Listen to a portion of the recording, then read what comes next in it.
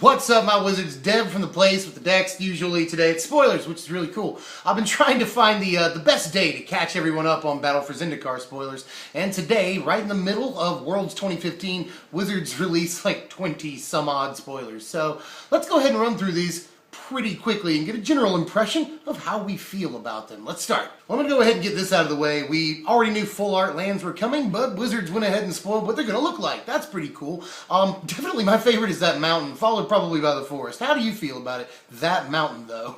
That's definitely my favorite. Now into the real cards. We'll talk more about lands later, don't worry. I was going to go down the list here pretty quickly, so keep up, because I think some of these cards are actually really, really important. Starting with Gideon's Reproach. I've built a few white decks lately, or decks that had white in them, and I find myself really wanting exactly an option just like this, you know. Very, very low on the curve, instant speed, and kills almost every relevant creature in the format right now.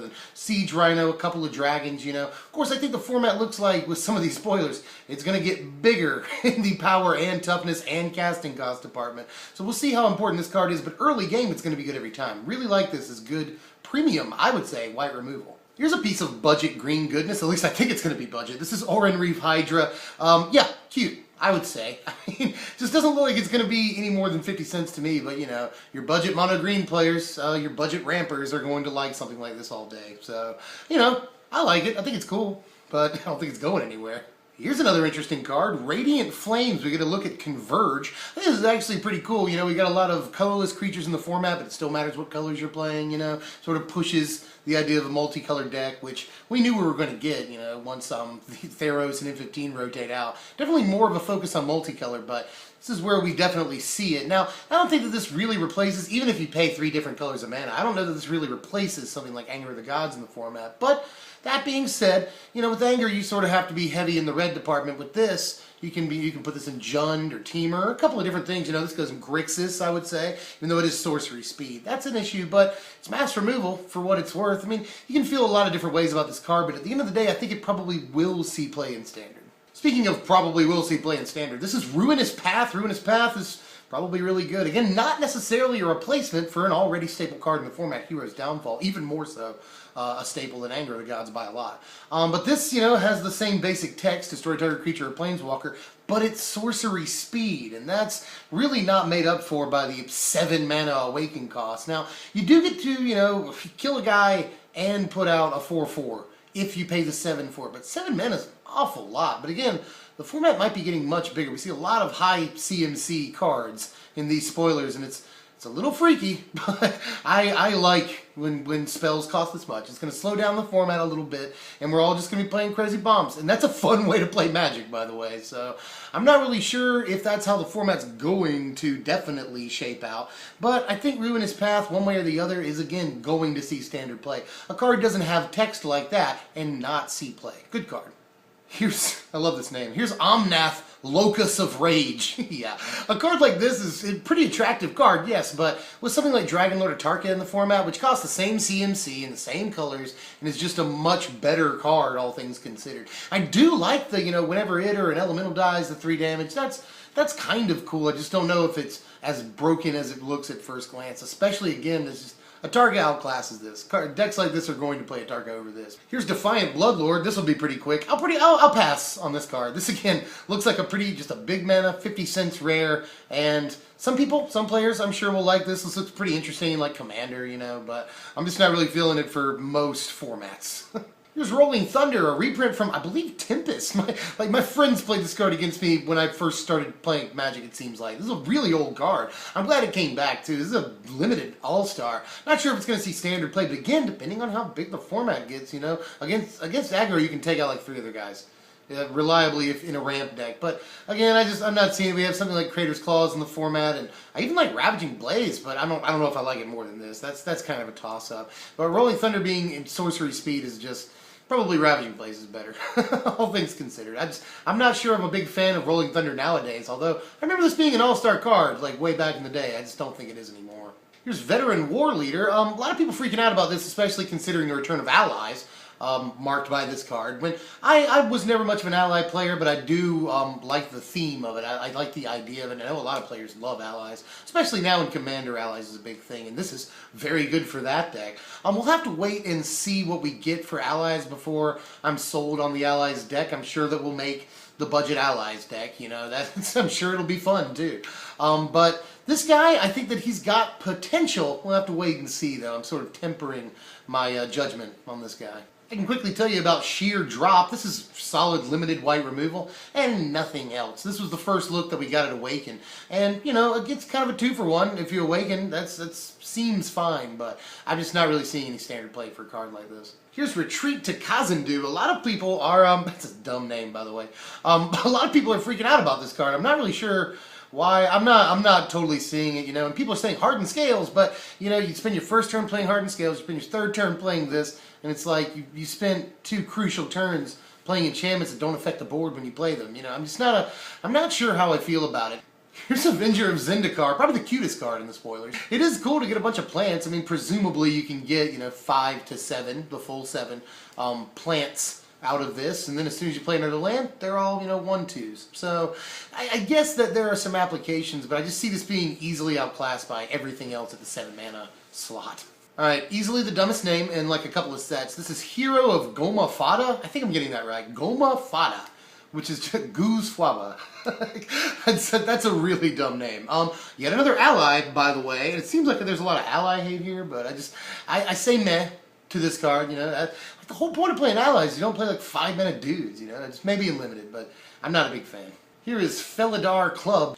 I guess it's cute, you know? I guess the card's okay. We just saw something in Magic Origins that's like when it enters the battlefield, destroy an enchantment. This is sacrifice, destroy an enchantment. The first thing I thought was Demonic Pact. I don't know about you guys, but it's definitely an interesting control card for in that deck. But yeah, aside from that, I don't know, maybe you'll see some play in sideboards depending on what enchantments are popular.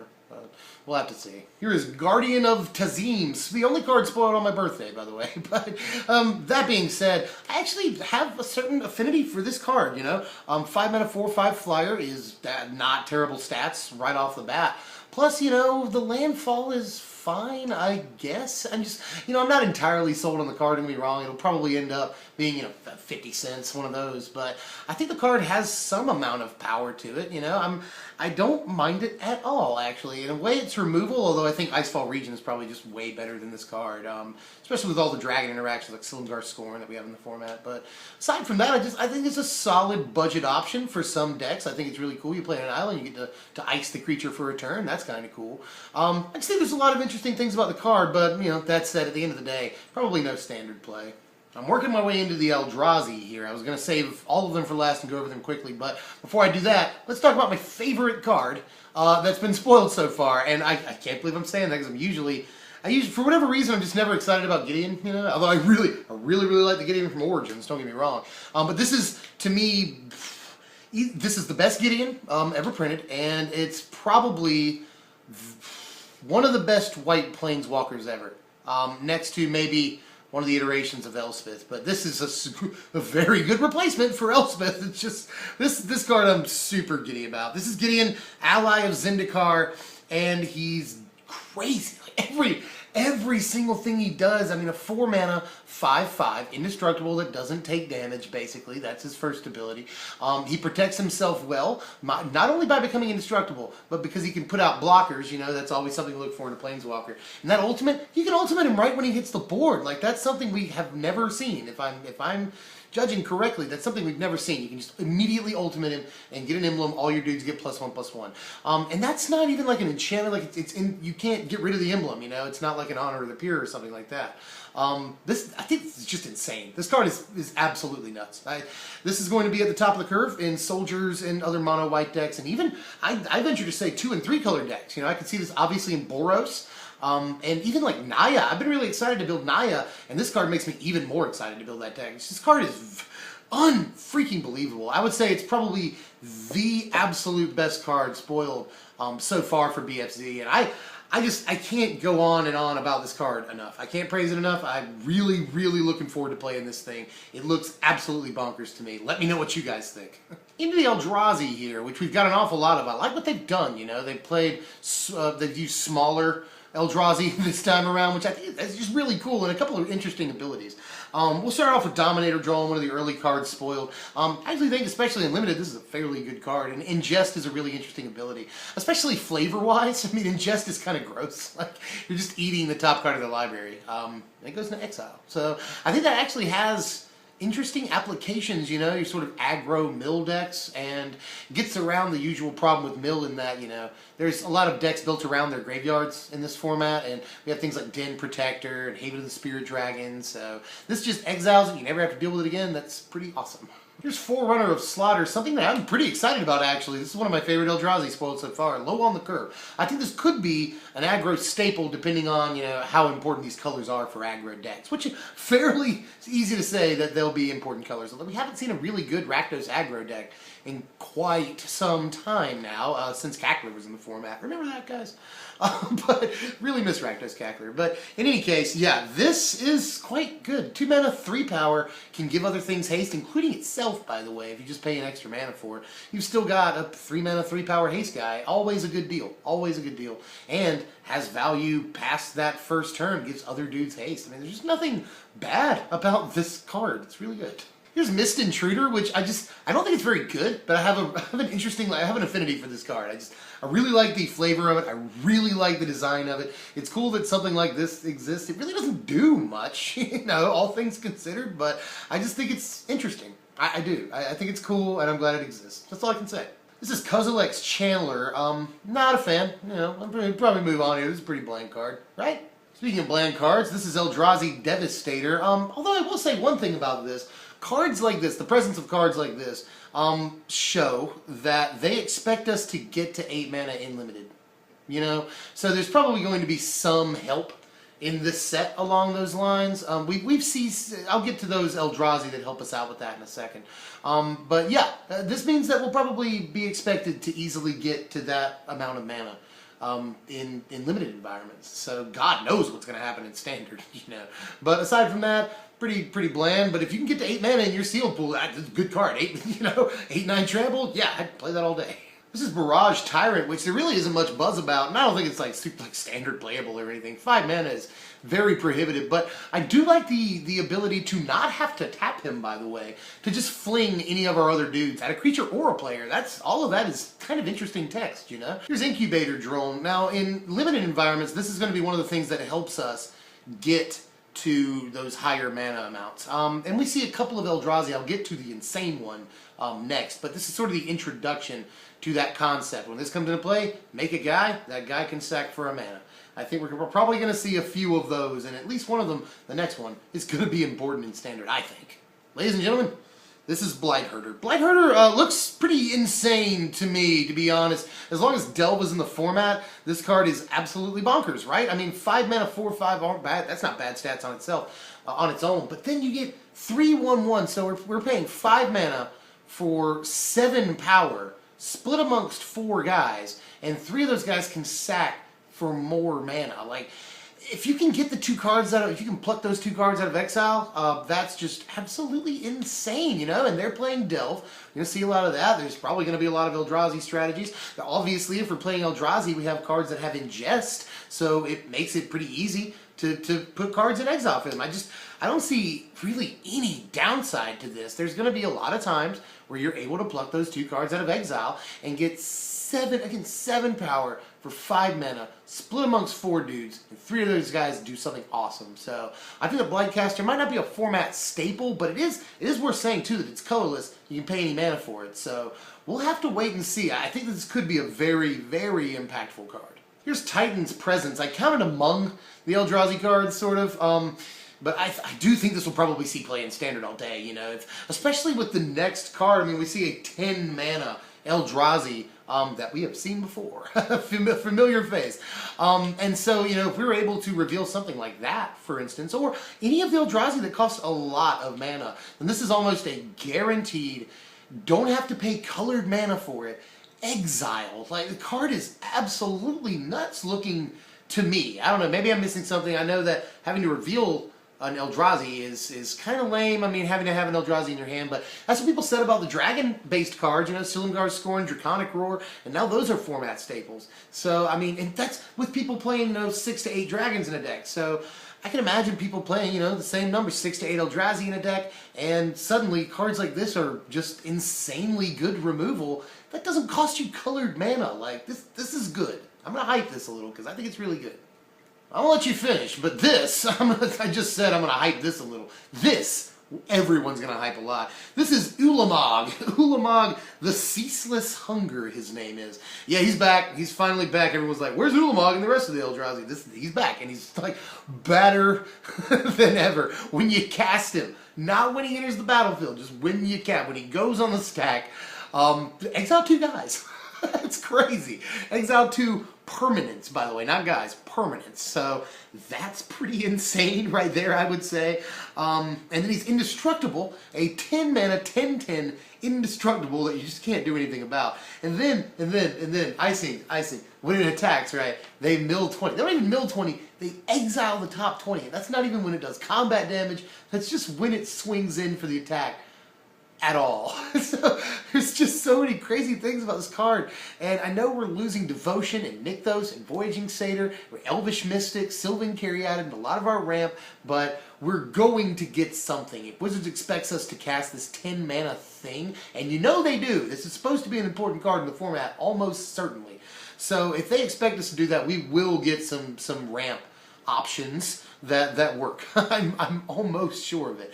And we've got some things, you know, Animist Awakening and some other important creatures, Whisper of the Wilds, Leaf Gilder, Rattleclaw Mystic, but we just don't have all the pieces we need, but we will. We absolutely will, and Ulamog will be an important card in the format. There's going to be a deck that's like Ugin and Ulamog and some of these other Eldrazi that don't cost anything. Like, it's just, like, it's going to be a really fun deck, and it's probably going to cost $1 jillion, but that's for another day. We'll have to wait and see. Ulamog is probably the card everyone is most hyped for. I'm pretty sure I can safely say that, although I'm most hyped for Gideon all day. Gideon's insane.